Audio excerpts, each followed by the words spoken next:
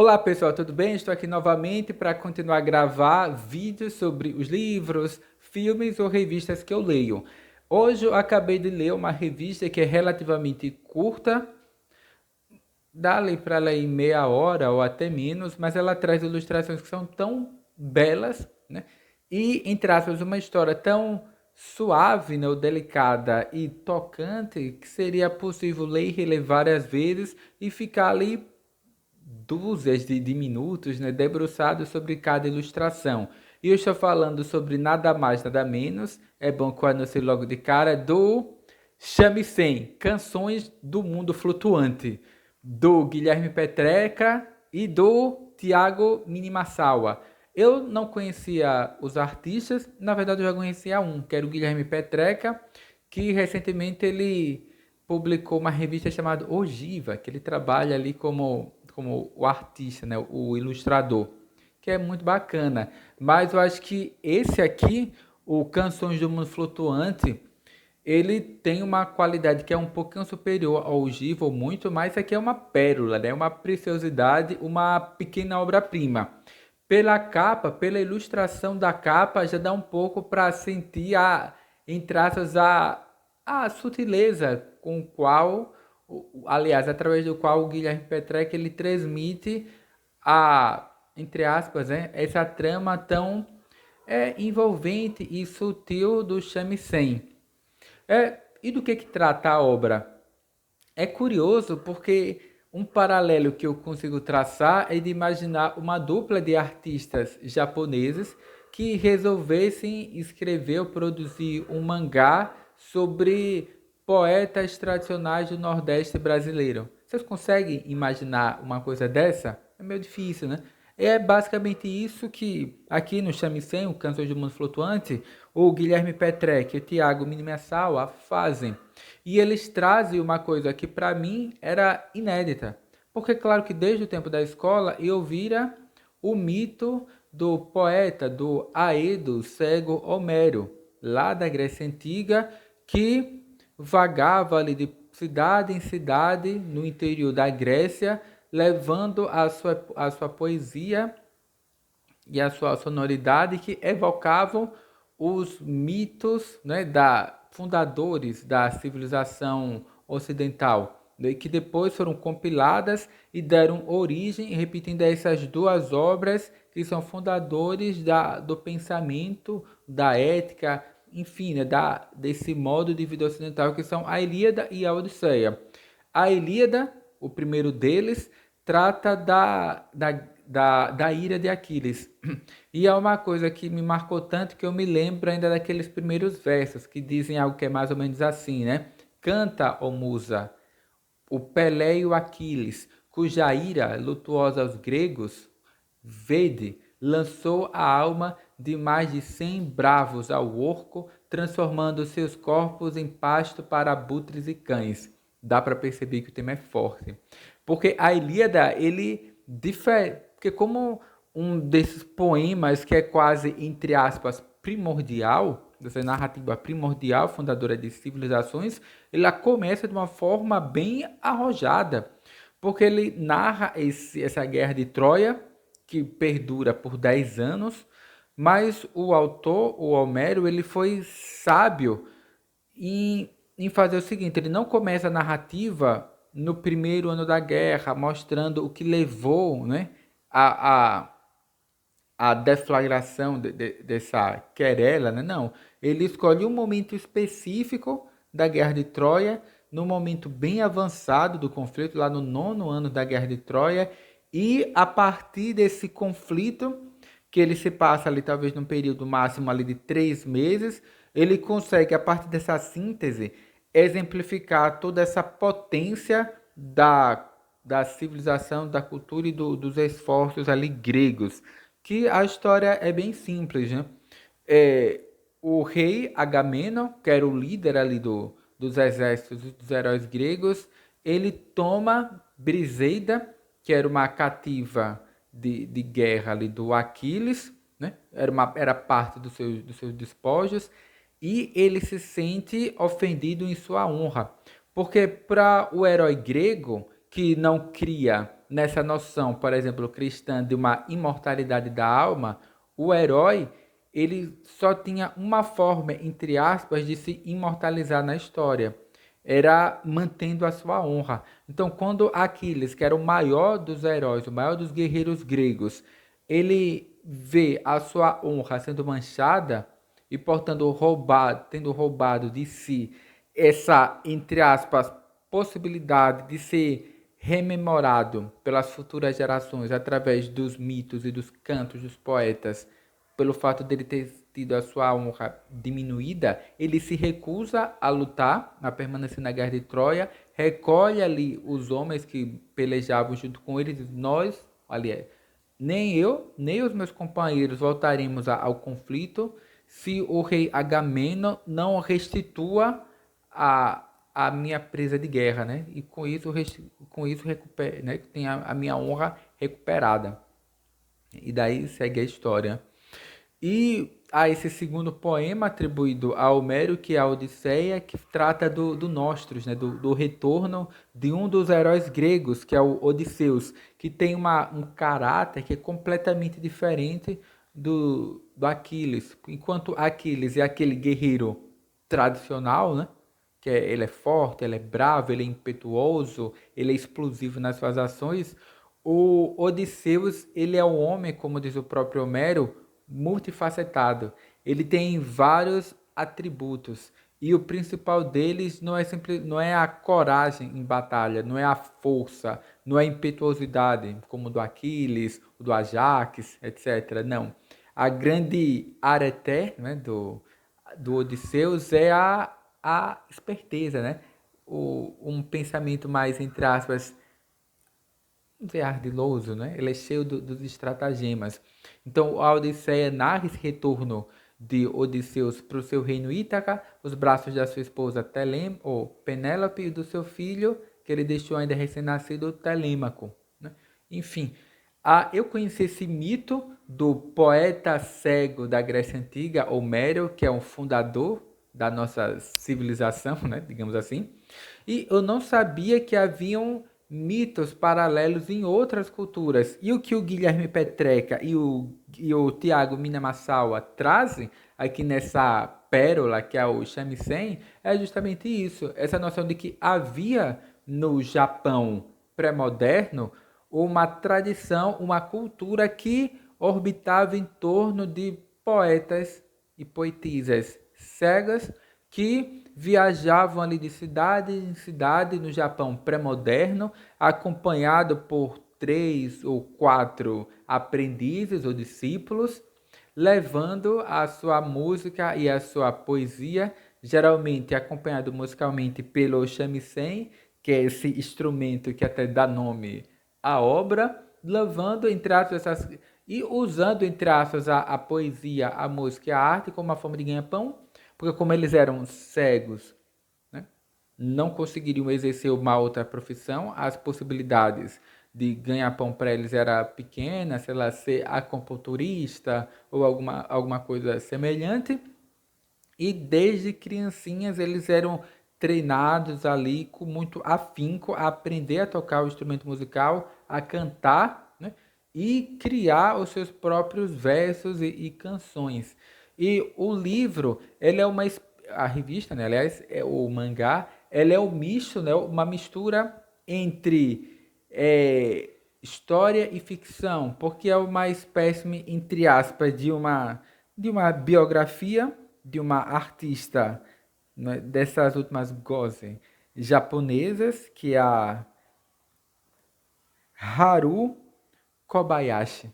Repetindo, não são tão difíceis de se pronunciar como os nomes franceses, mas exige uma certa atenção, né? Os nipônicos e os amantes da cultura nipônica que me perdoem, mas não são nomes simples de serem pronunciados. Então tem aqui, entre aspas, uma espécie de retrato, digamos assim, né, de um desenho da Haru Kobayashi, que ela viveu aqui no século XX, se não me engano, ela nasceu em 1900 e morreu já bastante idosa, acho que em 1995 ou algo do tipo, né?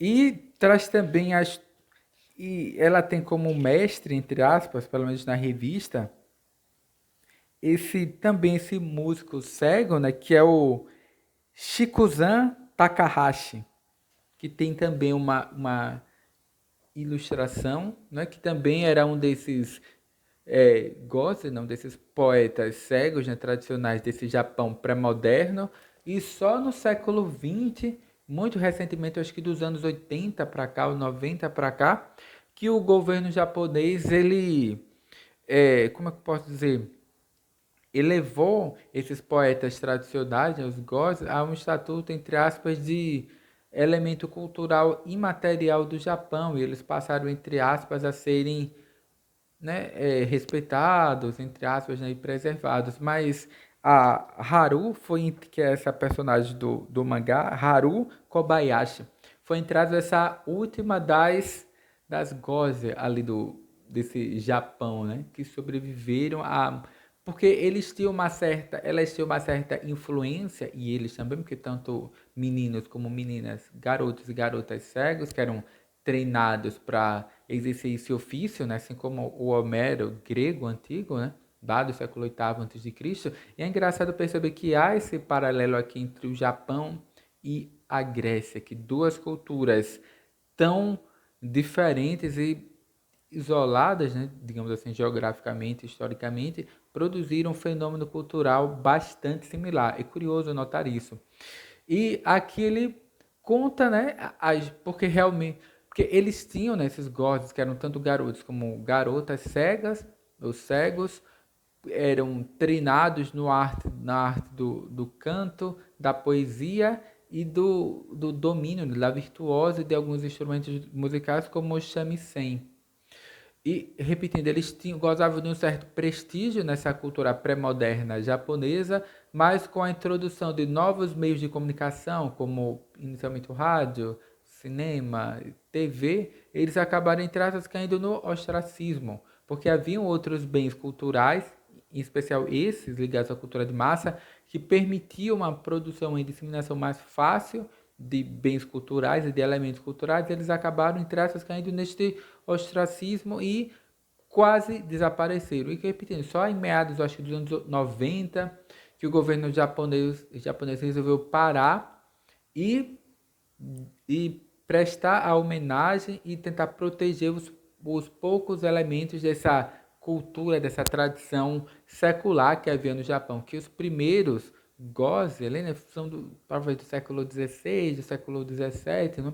Enfim, é uma tradição bem antiga, talvez já houvesse algo similar bem antes. Mas se a Grécia Antiga registrou um fenômeno semelhante, por exemplo, que foi imortalizado na figura do Homero, muito provavelmente essa tradição desses poetas e músicos cegos populares remonta muito mais, num período muito mais remoto do que simplesmente o século XVI e o século XVII.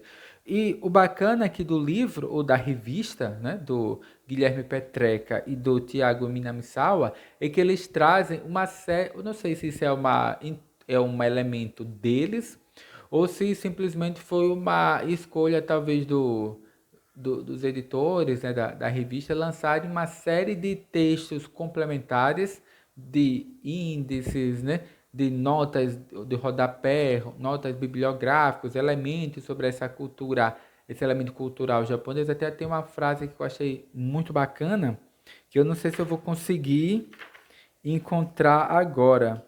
Deixa eu ver. Meu Deus, é porque tem tanto texto que às vezes até me perco. Ele diz o seguinte: no Japão não há ética, tudo é estética. E, quer dizer, no Japão não há ética, tudo é estética, né? Quer dizer, porque é uma cultura muito tradicional que eleva a um status de arte, né? Boa parte dos seus elementos culturais, né? A guerra, a corte, né? O gestual, a alimentação, a forma de construção dos prédios, das casas, das cidades, né? O modo de se vestir, etc. Parece que tudo na cultura japonesa é transformado, entre aspas, num tipo de obra de arte, né? De um elemento estético. E ao longo aqui da revista, né, do mangá do Guilherme Petreca e do Tiago Minamisawa, isso fica bem explícito.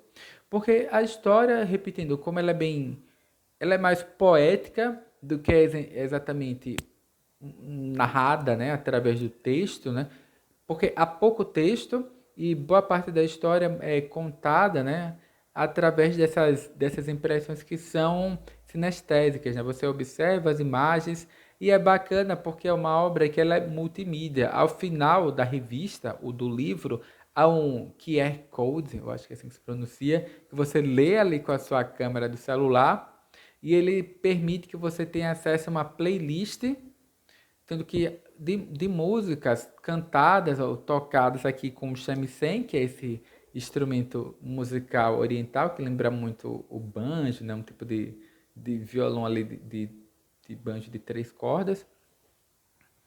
E você, a partir da leitura desse QR Code, você, leitor, tem acesso a uma playlist de músicas tocadas aqui pelo shamisen, né, acompanhadas pelo shamisen, e que dão essa sensação, entre aspas, de mergulho de forma mais profunda na história.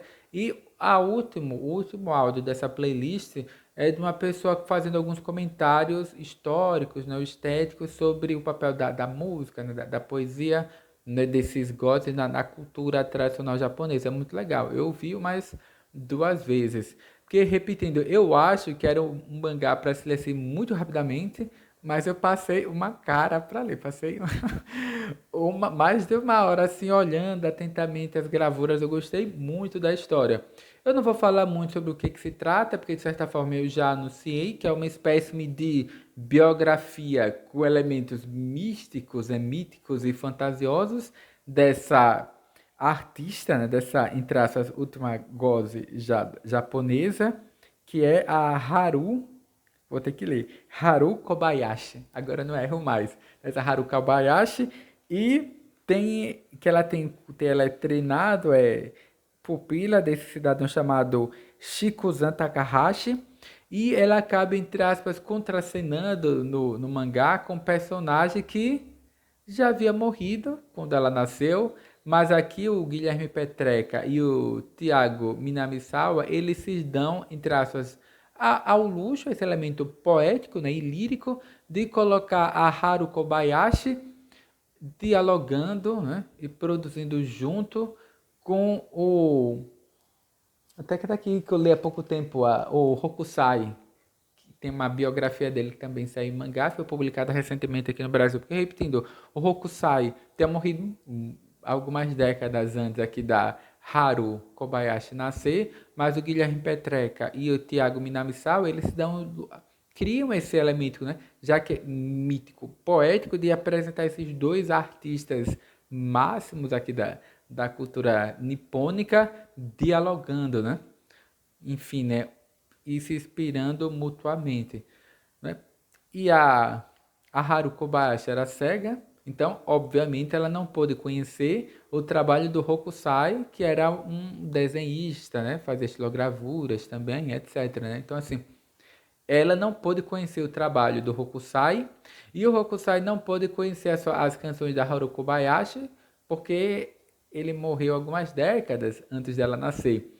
Mas aqui, repetindo, o Guilherme Petreca e o Tiago Minamisawa, eles fazem esse encontro lírico, né, e poético entre os dois, que é muito assim instrutivo. Eu não falarei muito sobre, enfim, né, o enredo, o roteirinho da revista, porque ela é muito simples. Ela conta essa história, né, da Haru Kobayashi, como que ela foi levada a se tornar uma goze, né? Essa perda familiar dela muito recente, que ela se tornou órfã, primeiro o pai dela morre, depois a mãe. Ela é, entre aspas, ela é levada para ser treinada por esses músicos tradicionais cegos e depois de algumas décadas ela se torna uma artista de relativo sucesso, só que aqui, né, com esse elemento lírico, né, poético, né, místico, ela coloca essa cantora, essa musicista, né, a Haru Kobayashi, sendo tão virtuosa ali na sua arte que os próprios deuses, né, saem das florestas, dos rios, das nuvens, né, das nevascas, vindo até ela para poder desfrutar da produção artística, né, e lírica da Haru Kobayashi. Claro que isso é um elemento mítico. Aqui, obviamente, isso não aconteceu, mas repetindo, o Guilherme Petreca e o Tiago Minamisawa acrescentam isso à obra para tornar o público mais ciente dessa potência lírica e artística, né, da Haru Kobayashi, né? Que, enfim, no final da vida ela teve esse reconhecimento e junto com ela todos os artistas dessa tradição foram enaltecidos.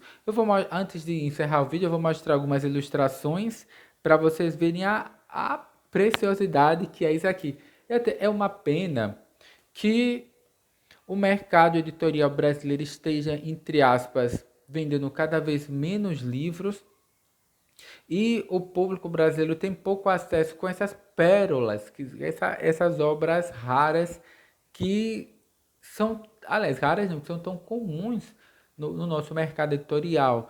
Por exemplo, o Brasil tem 215, 220 milhões de habitantes. Eu acho que o Brasil não vende 220 milhões de livros por ano. Quer dizer, nós não vendemos, nós não consumimos nem um livro por habitante no Brasil. Os nossos governantes, a nossa sociedade deveria repensar essa forma como nós lidamos com a literatura e com as artes e trazer mais desse elemento para nós, né? E tornar o livro, a revista, algo tão popular e acessível quanto o pão. Quer dizer, era para você ir numa padaria, numa, numa bodega, num bar e encontrar um stand vendendo livros, né? Porque para um livro desse aqui, né, do Guilherme Petrec, do Tiago Minamisawa, era para toda criança ter acesso, porque é uma revista que tem um elemento assim mais sutil, que a criança não vai perceber, mas ela é belíssimo, a criança conseguiria ler, não teria, claro, a interpretação de todas as camadas aqui possíveis, né, de floreio da obra, mas ela ficaria certamente encantada. Eu fico imaginando uma criança de 7, de 6 anos tendo contato aqui com o shamisen e ia ficar completamente fascinada e apaixonada por esse universo lírico e místico que o Guilherme Petreca e o Tiago Minamisawa criou aqui nessa obra. E, infelizmente, é uma obra que é para poucos, não para poucos porque é de difícil leitura, é para poucos porque a situação econômica do nosso país é muito ruim e as pessoas passam a valorizar cada vez menos esses elementos culturais, não porque elas não gostam, mas porque o, o custo de vida não permite mais. Enfim, vou mostrar logo algumas imagens antes de encerrar o vídeo para vocês terem ideia do quanto é assim, né? Gracioso a obra aqui, né? O trabalho do Guilherme Petreca. Porque, repetindo, eu só conhecia dele o Ogiva. Eu vou mostrar algumas páginas, não muitas, né? Para não.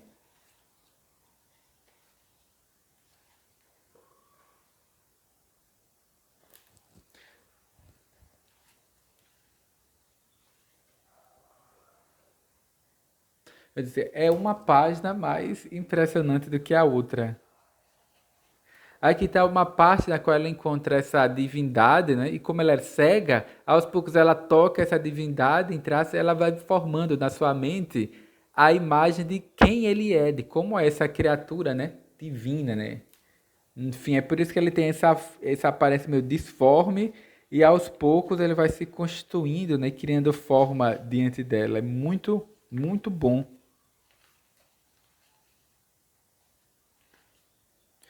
Tem esse dragão aqui que é incrível, né? Eu não vou mostrar muito mais para não estragar a leitura, porque como ele é curtinho, eu só mostrar muitas imagens. E no final tem uma pequena biografia, né, do Guilherme Petreca e do Tiago Minamisawa. E o Guilherme até desenhou ele, né, e o parceiro aqui, né, do roteiro, né, na forma aqui do mangá, etc. É muito bom. Enfim, eu acho que por enquanto é só. Eu não vou falar muito mais sobre o Shamisen, porque é uma obra curta e vale a pena não ter contato com alguns elementos outros que aparecem na história para não estragar algumas surpresas, mas é repetindo, uma pequena obra-prima.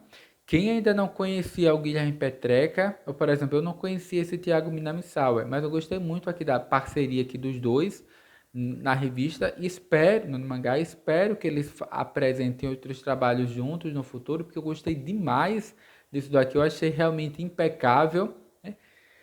Enfim, né? Não tenho como tecer mais elogios, porque de fato eu gostei muito. É aquele tipo de coisa que eu vou querer reler todo mês. Todo mês eu vou parar assim meia hora para rever o Shamisen, essas canções do mundo flutuante, que, repetindo, é uma obra das mais graciosas que eu já li, vai ocupar um espaço privilegiado aqui na minha estante. Vou deixar bem assim, para todo mundo que passar por aqui, dar logo de cara com o Shamisen. Enfim, né? O, espero, né? Porque assim, é uma coisa que eu já havia comentado antes, que nós precisamos valorizar mais os nossos artistas, sejam músicos, poetas, desenhistas, roteiristas, romancistas, bailarinos, né, escultoras, artistas plásticas, cineastas, etc. Todos. Porque os artistas e as artistas, de certa forma, eles não apenas captam, né, essa alma popular, mas eles acabam, entre aspas, reverberando esses anseios, esses desejos mais, como é que eu posso dizer, mais básicos, né, mais singulares da nossa cultura, né, do nosso povo. E devido ao pouco incentivo, nós acabamos perdendo a chance de imortalizar determinados bens culturais e formas de pensamento que são intrínsecos e particulares ao nosso povo. Então, assim, gostaria de dar os parabéns aí para o Tiago Minamissal e para o Guilherme Petreca. Espero que eles em breve apresentem outros trabalhos que não precisam ser tão charmosos quanto as canções do mundo flutuantes, né, o shamisen, e que em breve o Guilherme Petreca e o Thiago Minamissawa possam nos brindar com outra obra que não necessariamente precisa ser assim tão charmoso e sutil como as canções do mundo flutuante, o shamisen, mas que evoque alguns desses elementos que são quase que comuns entre essas culturas basilares da humanidade, seja a greco-romana, a nipônica, a brasileira, etc. Porque todas as culturas, nesses elementos mais basilares, elas acabam, entre aspas, recorrendo a esses mesmos mitos básicos, né? Como, por exemplo, é o modelo aqui do shamisen, desse poeta que, ou poetisa, né, que apesar dessas limitações físicas, que no caso a personagem era cega, ela consegue, repetindo, transcender esses elementos físicos e entrar em contato com a divindade, né? E por enquanto é só, até o próximo vídeo, né? Até a próxima leitura.